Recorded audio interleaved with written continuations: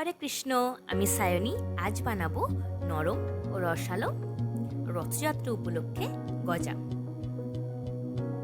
যারা এখনো পর্যন্ত আমার চ্যানেলটিকে সাবস্ক্রাইব করনি তারা অবশ্যই লাইক, কমেন্ট এবং সাবস্ক্রাইব করে দাও। চলো শুরু করা যাক। এই গজাটা বানাতে আমার লাগবে 1.5 কাপ মতো ময়দা, 1 কাপ চিনি ও 2 চামচ ঘি আর ঈষৎ সামান্য খাবার সোডা। একটা বাটিতে 1.5 কাপ ময়দা, 2 চামচ ঘি আর ঈষৎ সামান্য খাবার সোডা দিয়ে ভালো করে ময়নটা মেখে নিতে হবে। ময়নটা অবশ্যই বেশ ভালো করে মাখতে হবে, যেন ময়দাটা তুলে হাতে মুঠো করলে মুঠোটা ভালোভাবে হয়। সুন্দর করে মেখে নেব ময়দাটা। মেখে নিয়ে অল্প অল্প করে জল দিয়ে ডোটাকে শক্ত করে মাখবো। মাখাটা যতটা সুন্দর হবে, ময়দা মাখা যতটা নরম হবে, গজাটা কিন্তু ততটা নরম হবে। এবারে আমি কিচেন স্ল্যাপে নিয়ে নিলাম ময়দার ডোটা। ভালো করে মেখে নিয়ে একটা বেলন চাকি দিয়ে লম্বা লম্বা করে বেলবো এবং মাঝখান দিয়ে কেটে নিয়ে তার উপরে উপরে দিয়ে একটা লেয়ার তৈরি করব। এইভাবে প্রায় 7 থেকে 8 বার করে নেব। নিয়ে পিস পিস করে গজার আকারে ময়দার ডোটাকে কেটে নেব। নিয়ে একটা বাটিতে তুলে রাখবো। ময়দার ডোটা একটু মোটা করে কাটবো।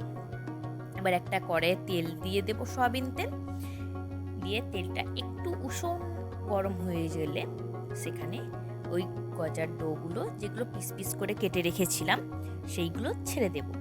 তেলের তাপমাত্রা অবশ্যই অল্প রাখতে হবে, বেশি গরম হলে চলবে না। বেশি গরম হলে তাড়াতাড়ি গজাগুলো লাল হয়ে যাবে এবং ভিতরে কাঁচা থেকে যাবে। একদম লো হিটেতে গজাগুলোকে উল্টে পাল্টে ভেজে নেব। গজাগুলো কিন্তু তেলে দেওয়ার পরে অনেকটা করে বেড়ে যাবে, তো সেই কারণে তেলেতে অল্প করেই দেব। প্রয়োজন পড়লে 2 বার করে গজাগুলোকে ভেজে নেব। প্রায় 3 মিনিট পরে আমি গজাগুলোকে উল্টালাম। দেখো নিচটা কি সুন্দরভাবে লাল লাল হয়ে গেছে। আরও বেশ কিছুক্ষণ এটা রেখে দেবো। প্রায় 4 থেকে 5 মিনিট পর আবার আমি গজাগুলোকে নিয়ে উল্টিয়ে দেব, দিয়ে লাল লাল করে ভেজে নেব।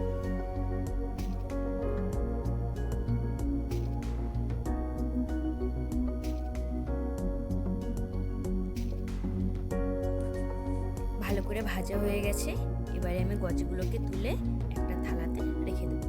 আর একটা নতুন কড়াইতে নিয়ে তাতে দেব 2 বাটি জল আর কিছু এলাচ দানা দিয়ে ভালো করে ফুটতে দেবো, যাতে এলাচ দানার গন্ধগুলো ভালোভাবে আসে। তারপরে 1 বাটি চিনিটা দিয়ে দেবো, দিয়ে ভালো করে ফোটাবো।